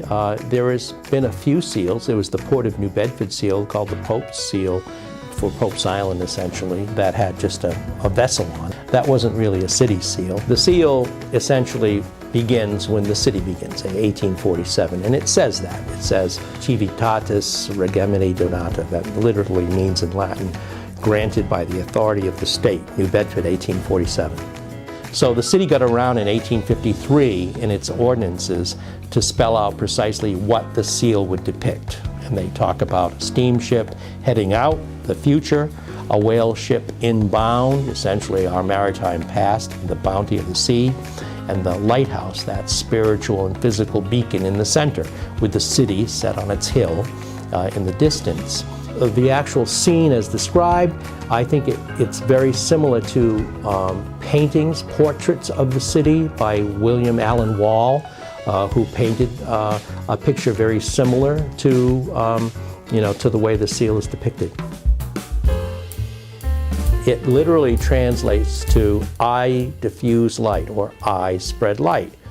That's really a reference to the lighthouse, which is depicted in that harbor scene right in the middle, Palmer's Island Lighthouse. And we know it refers to the lighthouse because the very first seal, which was crudely drawn, was of Clark's Point Light. And if you look at Clark's Point Light seal from about 1847, the motto says, Lucem diffundens, which means I am diffusing light. So here's the lighthouse saying to the viewer, I am diffusing light. So it clearly is a personification of the lighthouse. The second meaning is clearly what we all have, learned about, which is it's obviously a reference to whale oil. We are the whaling capital of the world. I diffuse light to the world, through whale oil. That's a reference to it. The third one is interesting because it's religious. Now, the founding fathers, as they called them, like Abraham Howland, the first mayor, and his circle of acquaintances, and they were, predominantly Quakers. And they referred to themselves as the children of the light. Their mission, their spiritual mission, was to spread inner light. We all have an inner light, they believed, within us of the divine. And their mission was to spread that inner light to everyone they encountered. So here they were, the children of the light in the lighting business, whale oil, spreading spiritual and physical light to the world. And this depiction of the harbor and New Bedford, its city on a hill, was a world port built by light. There's been several iterations of the seal over the years, and that's because every year, according to state law, the city had to create annual reports for its departments, and they were bound together in volumes called the city documents. And depending on the year, various printing houses, Benjamin Lindsay, there's a whole bunch, there was several printing houses that did it. And they didn't share their cuts. A cut, of course, is the engraving of the seal. They had their own engraving departments or engravers, and they would essentially cut the seal. And so there's little variations to the seal over the decades. Officially, the keeper of the seal and all of those iterations, according to the charter, is the city clerk.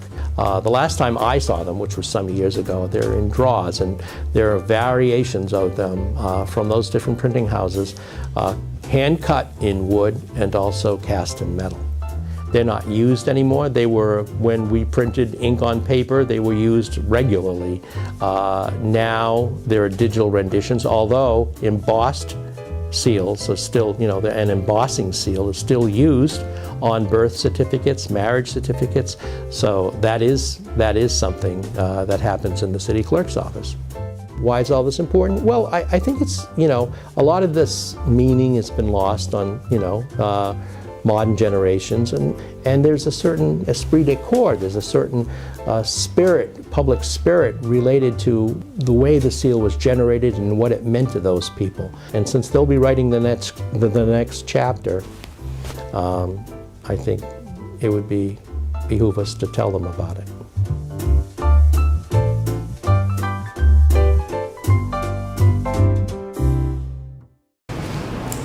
I love things like that because you can look at it and say, I never knew that. That is correct. Yeah, great history there. Fascinating, yep. Thanks to Arthur Mata and the crew for putting that together.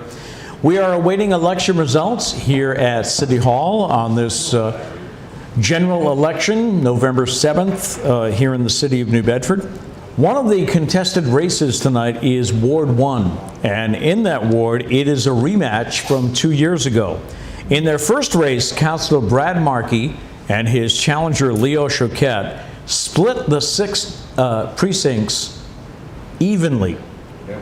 And when all the ballots were counted, they were separated by just 44 votes. Now, didn't you tell me last time you had an election that was very close like that? I did, yeah. 27. It was a primary. 27 votes.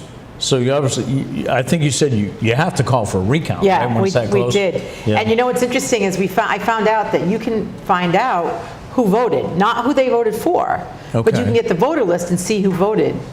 Okay. And then you see who didn't vote. And then what do you do with that information? I said something to a couple people. I was going to say, I thought you politely called them, but no, you said something to a few people. Well, it was funny because someone who actually is prominent in the community at the time made some comment about it. Now, I never thought you'd lose, and I'm like, yeah, is that why you didn't vote or something like that? So, I didn't actually bring it up, but they brought it up. Yeah, never assume.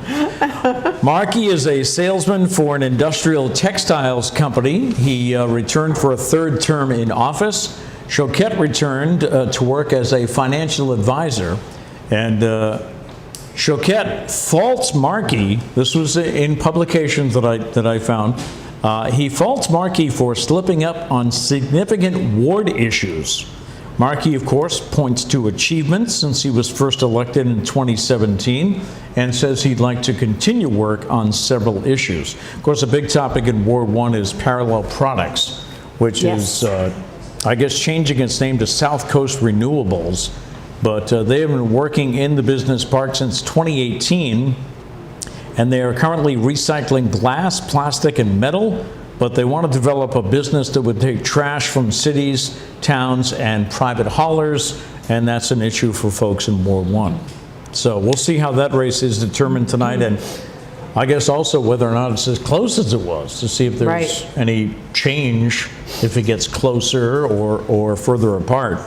The other contested race is Ward 5, and that's a race between the former 6th-term councilor, Joseph P. Lopes, and the newcomer, 30-year-old Zach Boyer.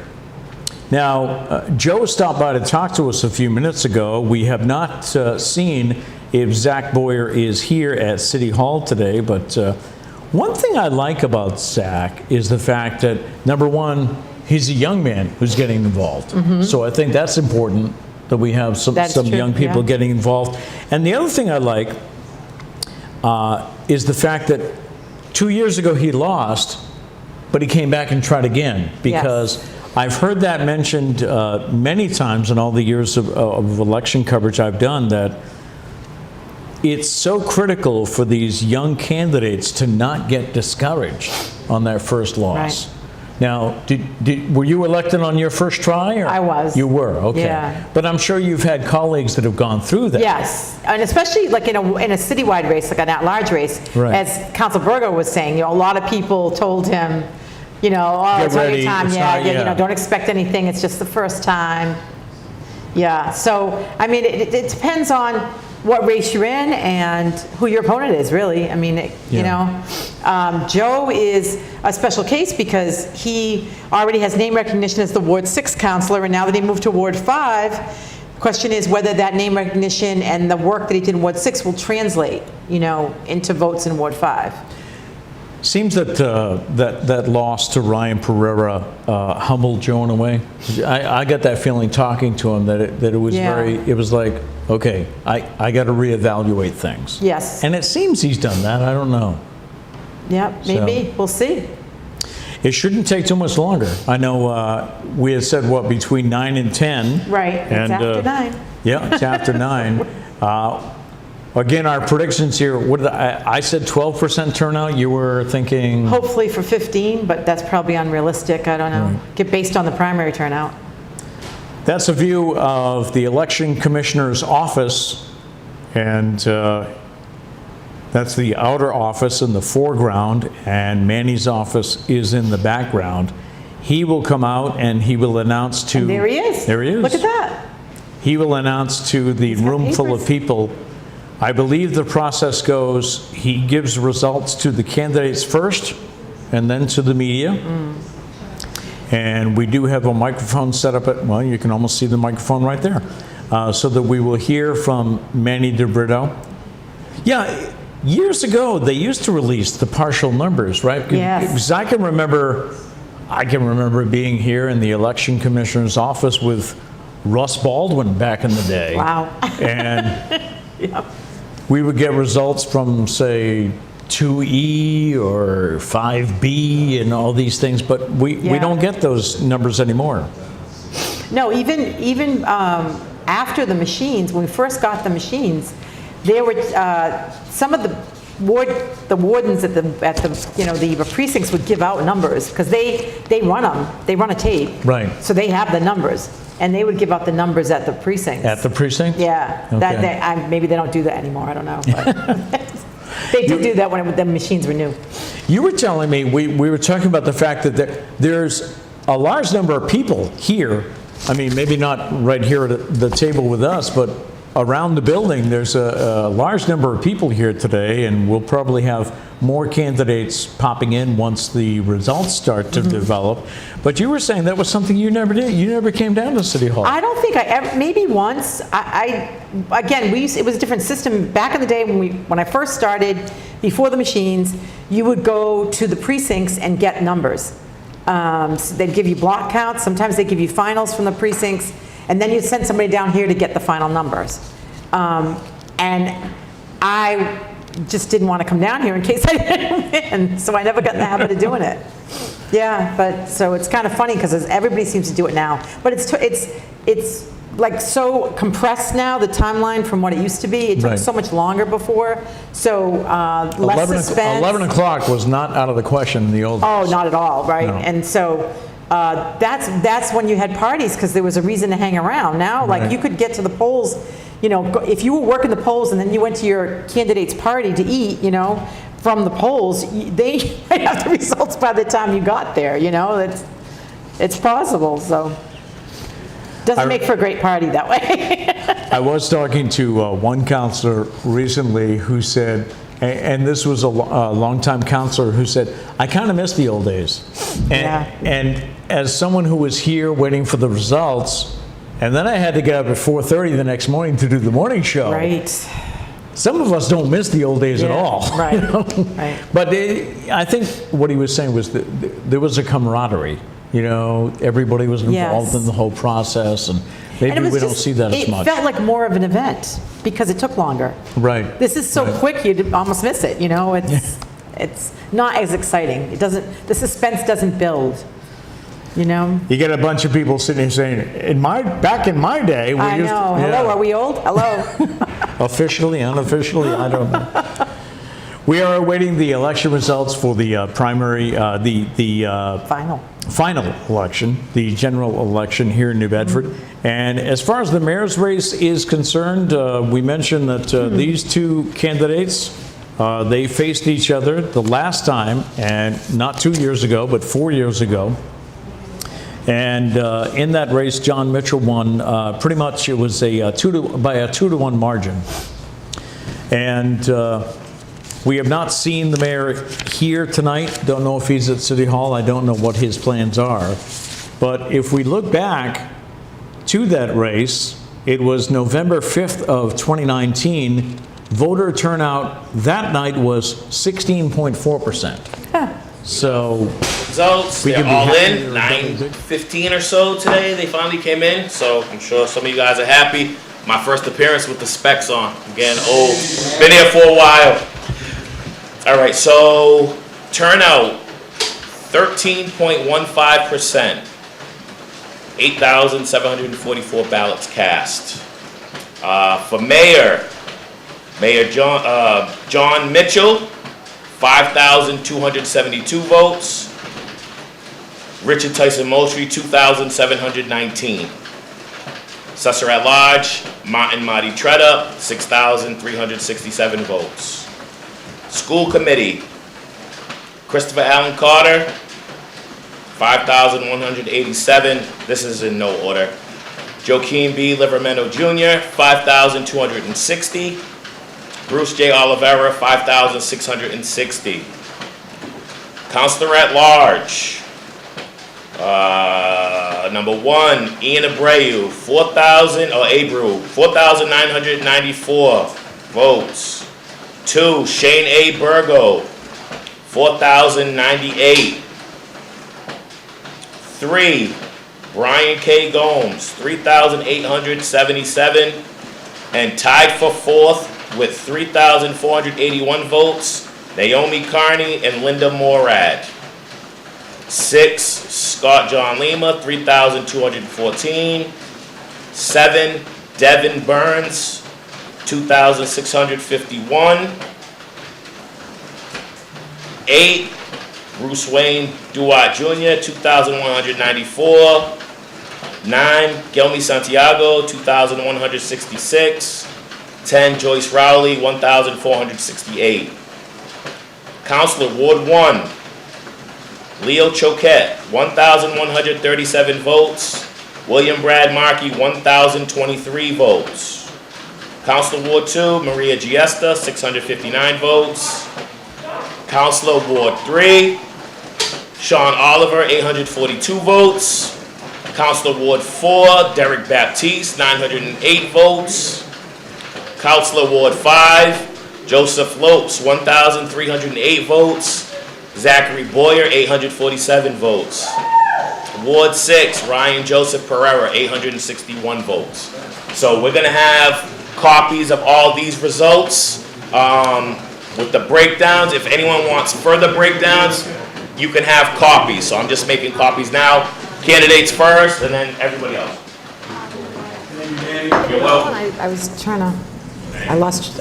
All right, so results from the election commissioner, Manny DeBurdo, and no surprise, Mayor John Mitchell re-elected as he received 5,272. Richard Tyson Moultrie doing much better than he did in the primary with 2,719.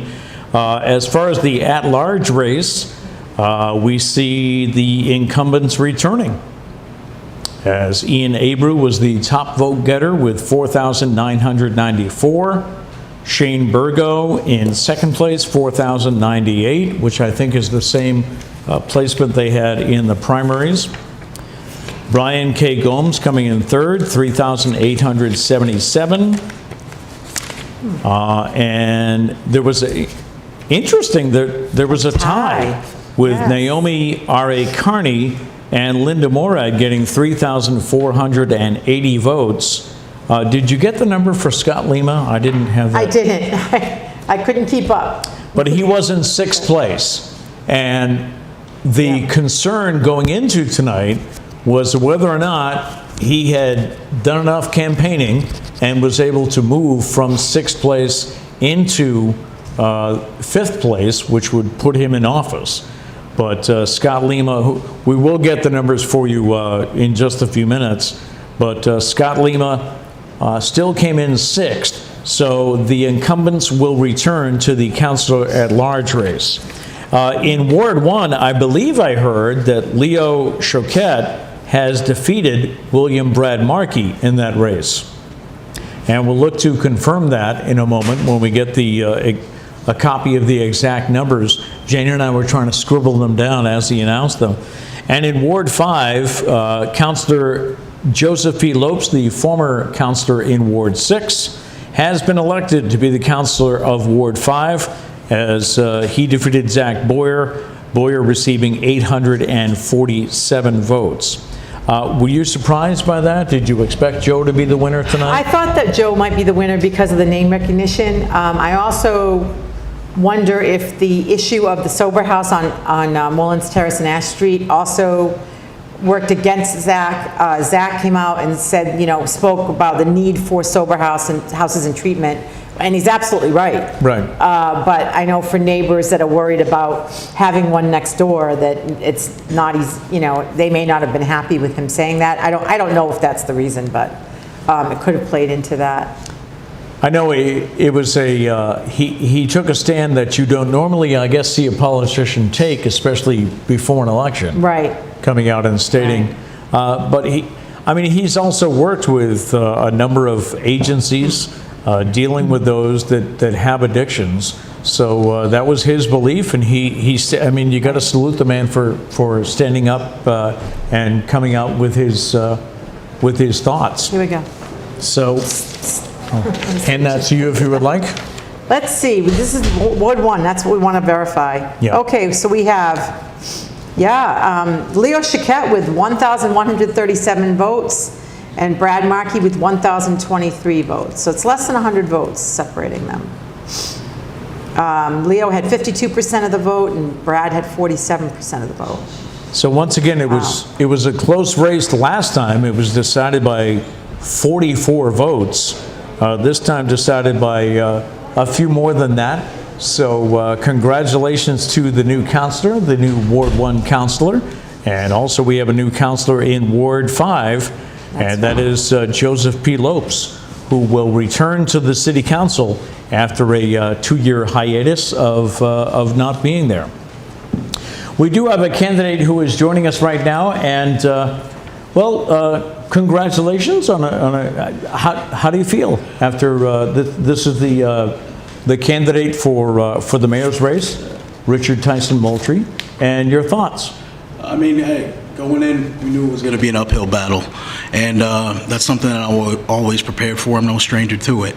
So I'm incredibly proud of what we've accomplished here, because no one believed we could get here anyways.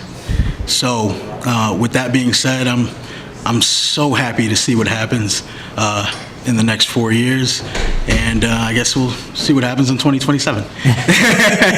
Tyson, you pulled a good vote. Thank you. That's a good. That's a decent percentage for somebody that's not that well known, and in a mayor's race, that citywide race. That's. Thank you. Yeah. Yeah. I like I said, I think it says a lot without saying much. It says that there are people who were agitated, who are ready for change, ready to see something different, and quite frankly, it might not even matter who the difference comes from. But what I want people to know is that there's competence behind me as someone who's different, and there's confidence with someone who's different here. So I'm looking forward to working with the administration in whatever way is possible, because at the end of the day, I've said it before, I'll say it again, we want New Bedford to be the best it can. We just have different views on how we get there. Mm-hmm. And for now, it's going to be his view, and if you don't like it, then it's your job to push back.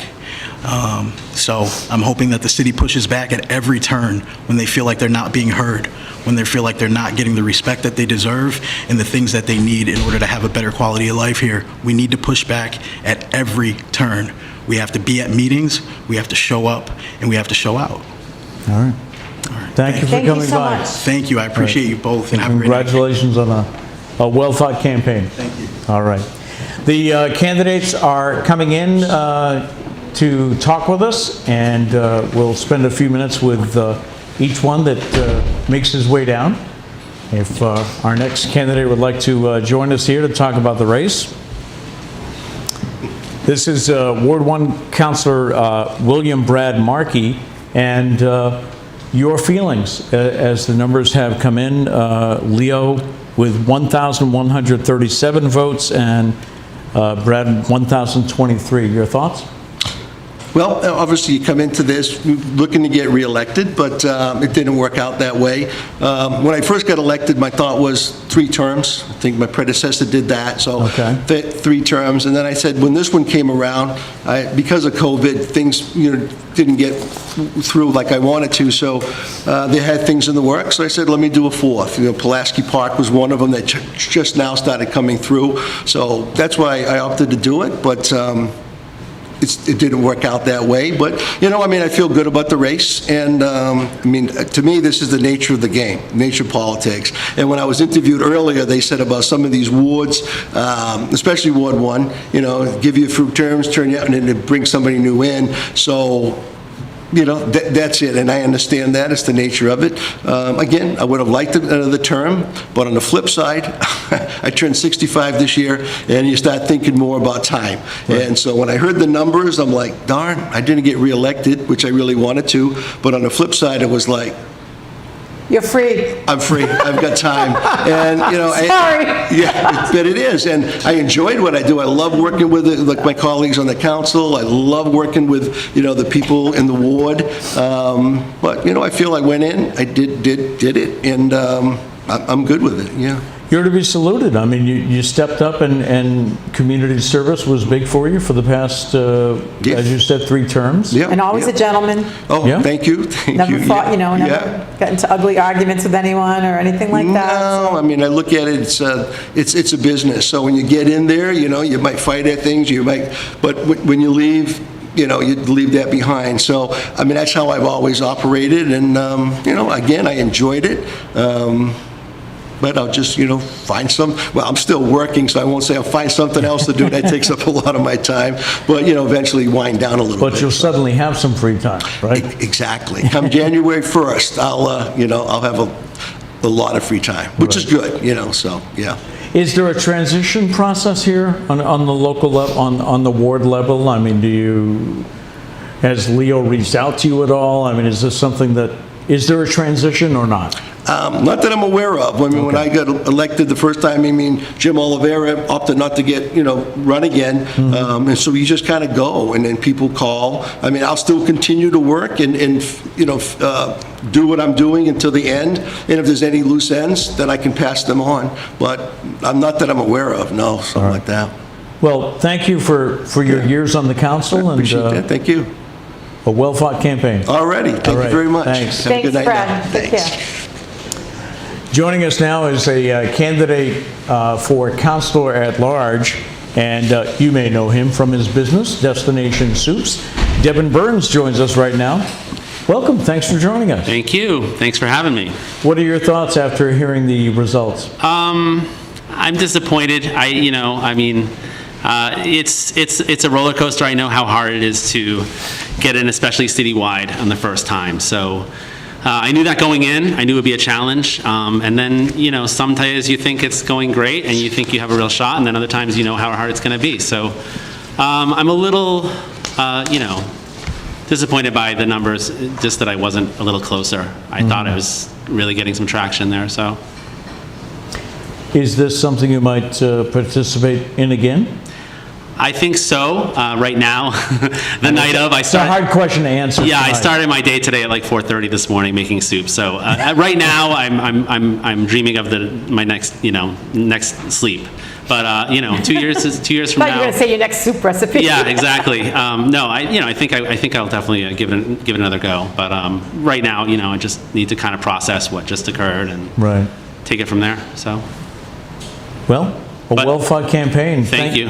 And thank you for running. I mean, we need to get more people involved. That's right. Yeah, I think it's important that people, put their hat in the ring and, try to make a difference and try to get into city government. And thank you everyone for voting, and thanks for the support I got today. And hopefully I'll be back. All right. Thank you. You're very welcome. Devin Burns, one of the candidates for councilor at large. We have Shane Burgo rejoining us. He was here with us earlier tonight, and he now joins us as re-elected to the city council, coming in second on the vote tally. How does that Yes. make you feel? Good. I don't want to sound like I'm not grateful, obviously, but I know Jane has said this before, whether you come in first or fifth, they still call you counselor. I'm obviously honored and humbled by the support and seeing that second place finish obviously carried over into the general. I was just looking at the numbers and it looks like, during the preliminary, we had about 65,000 registered voters, and now we have over 66,000. So it looks like we have over 1,000 new registered voters. Obviously, the turnout still wasn't as what we had desired, but at the end of the day, It was double what it was in the primary, though. Yes, So- and even with new voters That's good. registering. So again, I guess I'm very honored, humbled. I'm ready to continue the work that we've been doing. I would like to say it's validation, but what I will say is a lot of the times, I think, especially during this campaign, a lot of criticism was thrown at Election Commissioner Manny DeBrito about him not getting voter turnout up. And I think people should understand that it's not up to the commissioner. There's only It's not so in much their he can job do. description. Yeah. Oh, true. I think it's in the candidate's job description to turn out the vote. And so for me, as honored and humbled as I am that I came in a strong second place finish, very close to the top vote getter, I still don't feel validated because I feel that if I did the job I was supposed to do, more people would have turned out for a vote. Oftentimes I remarked that rent stabilization was on the ballot, housing is on the ballot because Shane Burgo is on the ballot. Okay. So in that regard, I really had hoped for a bigger turnout. Not for me, but for those ideals, for those policies that I've been championing, which I will continue to do for another 2 years and beyond. But yeah, right now, again, I'm feeling very honored and humbled, especially considering that some of my colleagues that will not be joining me in the next term. So I'm very thankful to the people in New Bedford who did show up to vote. I hope more people will turn out and that we'll continue to be a government that's for the people, by the people, and of the people. All right.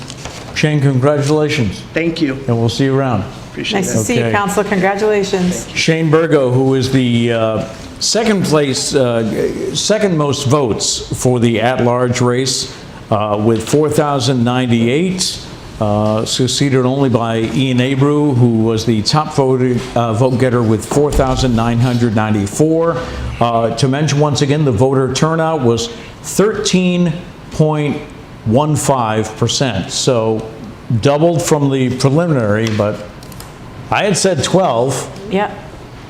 A little over that. You had said 15. 15, Yeah, it's so a a little little under under. that. So there you see the results for the at-large race, and the 5 on the left will be back in office. The challengers on the right just coming up short, but And I have to say, even though I hope that none of my former colleagues or any of the counselors, take this in a negative way, but a lot of people are crying for change, and yet all 5 incumbents got reelected. I know. I don't have a problem with any of them, so that's not my point. My Right. point is, people that are saying they want change, why is change not happening? Are you not organized? Are you not voting? Are you just complaining on social media? probably. So, anyway, that's just a thought. You see the results for Ward 1 there. Leo Choquette defeating William Brad Markey, 1,137 to 1,023. And Councilor-elect Choquette has a nice ring to it. Joins us right now. Congratulations. Thank you, everybody. I'm just overwhelmed. I just wanted to say thank you to the people who came out to support me, obviously to the people who voted for me. Thank you to my friends and family. I wanted to say thank you to Local 385. It's a dream come true. It really is. A lot of folks came out that wanted some change, and I literally walked door to door. I didn't get everybody's house, but I felt like I hit most neighborhoods. And I just wanted to say, I think it's very apropos that in the shadow of my former beloved, I call her my mentor, Rosemary Tierney, that I'm able to have this interview with you guys tonight. It's Yes, very there is a portrait of the former mayor hanging on the wall just to my right. 2 years ago, you came up 44 votes shy Yep. Do you remember that night? I mean, I'm sure you do. Yes, it What was. what was that feeling? Well, I was overwhelmed that I did well enough to go toe to toe with the Ward 1 councilor at the time. I didn't have as much support behind me. That I was more of like a shot in the dark kind of thing. I really just did my own thing. I had a few friends and some relatives helping me then. So I was shocked. However, tonight, I got to tell you, the first results that came in on the tape were out of 1D. And Councilor Markey, again, I'd like to also say thank you to Councilor Markey. He is nothing but a consummate gentleman, absolutely. And to his family, and I want to say thank you for a great race. But it was 304 to 216, and I thought, and he came out strong. That's his home precinct, but that's all we had to go on was 304 to 216. So I've literally been outside wandering around, talking on the phone, thinking that it may have been over, but you never throw in the towel. And Leo, how many times have you run? You ran for at-large once and then twice for Ward 1, am I right? Or is it more than once for at-large? Didn't you run for at-large the first time? Oh, it's right. You know what? And yes, I did. I ran at large way back in 2013. I almost forgot. And I remember because I was still here. I was still in office at the time. Yeah. So this has been a long process for you. And I wanted to say that because I respect you for doing it. And also because I want to give that bit of hope to those people tonight that maybe ran for the first time and not sure whether they should run again. Absolutely. I would say don't give up. If you ran tonight and you didn't win, I know exactly how you feel. And it's going to sting, but you have to just go back and reassess, look at the numbers, and see where you came up short, and see maybe if there was a disconnect with the constituents, or because it's hard to run at large. I mean, you're trying to make everybody happy. You're trying to get everybody's vote in the whole city. Right. And the city is, obviously has different issues in different wards. Heck, in Ward 1, you have different issues in different precincts. Okay. Right? So, And in Ward 1 and 5, you have different issues than you do in the rest of the city. Yes. Yep, absolutely. Yep. And I'm glad you're here, Jane, because we've been down the road, like you said, Yep. You've been around for a while. Well, You got a seat at the table now. I do, and I won't squander it, I promise. Right. We're going to open that constituent services office, and we're going to get right to work. That's been a big thing for you, hasn't it? To open that office and to have it, would you say 4 days a week? Yeah, 3 or 4 days a week. I was just looking to do maybe whatever day of the week there's no meeting for the council. Maybe it was like a Wednesday night or whatever it is. And then Saturday mornings, 8 to 12, maybe like Sunday afternoon, 12 to 3. So I'll have a presence there, and folks will know, if they have issues, they can come in just right off the street, kind of like open office hours. Congratulations. Well, thank you guys. Enjoy the night. Congrats, Leo. Oh, I'm going to sleep in tomorrow, let me tell you. No calls. Hold my calls. All right. Oh, they'll be calling you tomorrow morning, Leo. Let's go through all the results one more time before we wrap up and talk to the election commissioner once again to find out how the day went. We will show you that in the race for mayor, the incumbent John Mitchell has been reelected to another 4-year term, 5,272 votes to Richard Tyson Moultrie's 2,719. I think a decent showing for Mr. Moultrie. I think it was excellent. An excellent showing, and I think he's right. It shows a message that there is some discontent out there. The results for the at-large city councilors, you see on the left of your screen, all 5 of those people will be returning to office. The incumbents have been re-elected. Ian Abreu, the top vote getter with 4,994. Shane Burgo in second place. Brian K. Gomes in third place. I'm still amazed that there was a tie between Linda Morad and Naomi Carney, just because, you're talking so many numbers and so many to actually come out tied for fourth place. Scott Lima, who was the Ward 5 councilor, he comes up in sixth place with 3,294.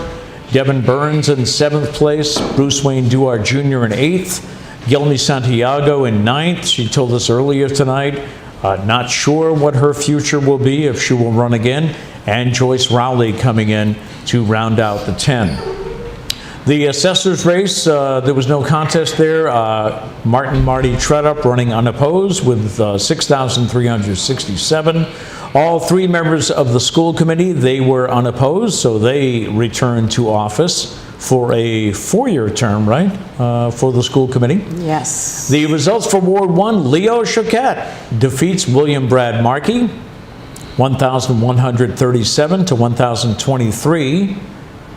The Ward 2 race, Maria Giesta, she was unopposed, so she returns, 659. Sean Oliver, also unopposed, 842.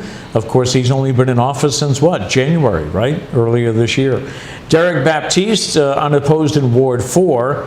The Ward 5 race, Joseph P. Lopes returns to the City Council with 1,308 votes to Zach Boyer's 847. And Ward 6 was unopposed, Ryan Joseph Pereira with 861 votes. Joining us once again is the election commissioner, Manny DeBerto, and how did it all go? Yeah, I mean, the results came in smoothly. Been running around like a maniac, so if I'm looking a little shiny, I'm sweating. Been a long day. I'm gonna start a new weight loss plan. Anyway, come work the elections with me for the day, drop a couple pounds. That's it, huh? Running around all day, but again, I thought, you know, the closing process was good. Again, anything can happen at any time.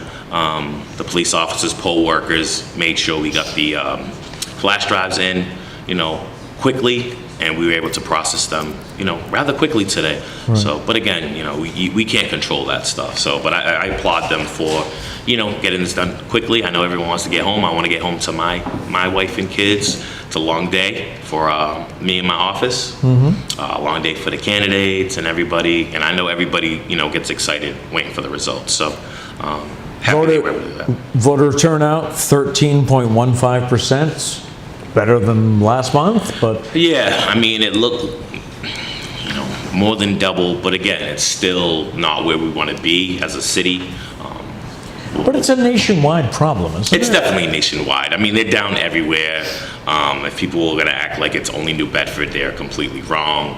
All the gateway cities in Massachusetts, when it comes to the state elections, New Bedford was the 5th lowest, but 4 after us were all, you know, gateway cities. So there's something there. We got to break those cycles, and we got to break just the thought process and how people feel about elections. You know, with all the negativity and misinformation, you know, people are chipping away at just the integrity of elections. And, you know, they think that they're helping, but it's really not, you know. Right. And it hurts the city. We do the best that we can. I mean, no one is perfect. No election is going to be perfect. But, you know, there's a lot of people that put a lot of work in. My staff is great. The poll workers are great. So, I mean, I give them a lot of credit on what they do. I'm going to just keep building for the future. Keep building with the youth and their families. Keep trying to change, you know, those minds and you know, how they feel about things. And we'll see where this goes. I mean, we need people to come out to vote. It's important. It's important for a gateway city. It's important for the city of New Bedford. I'm not going anywhere. My family is here, and I love the city. So, of course, I want to see it be the best it can be. I think we need people that, you know, want to vote, want to run. You know, you can't have all these unopposed races and then think that people are going to turn out to vote. You know, they might not. You know, we need, you know, competition. It holds everybody accountable. That's another part of the problem too. And again, engaging the community, engaging the city, whether it's myself or candidates or whoever's in office. I mean, I think we all need to do a better job of that, and then, you know, see where that takes us. So you're like Santa Claus, right? You're on vacation till next October, right? So petitions started to come in. There's thousands of sheets of papers and signatures to get certified, and then, to be honest, we're already prepping for the presidential primary. So my job doesn't end. It's not just 2 days, it's a year like people think. And I'm still running around like a maniac. I'm still out coaching. I got my kids, I got my family on top of what I do here. So I never get a break. I need one. We need a vacation. My poor wife, yeah, we definitely need a vacation. She's pushing for one. Thank you so much for making yourself available to us all night. I appreciate you guys. Thanks for all you do, Manny. Thank you. Appreciate it. Bye-bye. So that'll just about do it for the election coverage tonight. Jane, do you have final thoughts? Just wanted to remind people how important it is to vote. I'm sure anyone who's watching us is probably a voter. But when we talk about the numbers, and we had 8,744 ballots cast in a city of 100,000 people, that means only 8% voted. Wow. 8%, right? 8% of the total population. I mean, it's 13% turnout based on registered voters, but for the total population, everyone got elected today based on 8% of the total population. It's crazy. You need to get out and vote. You have a duty as a citizen to participate in this democracy. That means to attend meetings, to register to vote, to run for office, to volunteer for committees, to speak up if you disagree. All those things are part of our democracy. And I don't think people realize that anymore, or do they not care? I'm not sure which it is, but I think a lot of them feel that my vote doesn't matter. I think so too. But especially on a local election, it matters. That's right. Local officials are the ones that really you interact with the most. You see the them at the average grocery person, store, you see- and the things that they take care of and have authority over, the things that affect you directly. Your garbage pickup, your property taxes, right? Right. Your schools. Those are all the things that the local officials take care of, and so those are the things that affect you every day. Thank you again. Just my opinion, but Great to spend time with you again. you as well, Pete. All right. That'll do it for tonight. We want to thank all of our crew here behind the scenes from New Bedford Cable Network, and Manny DeBrito for all of the help he's given us and all of the guidance. And well, we were glad to be here tonight to present the numbers to you. So on behalf of Jane Gonzalez, I'm Pete Braley, wishing you a pleasant good night from City Hall. Good night.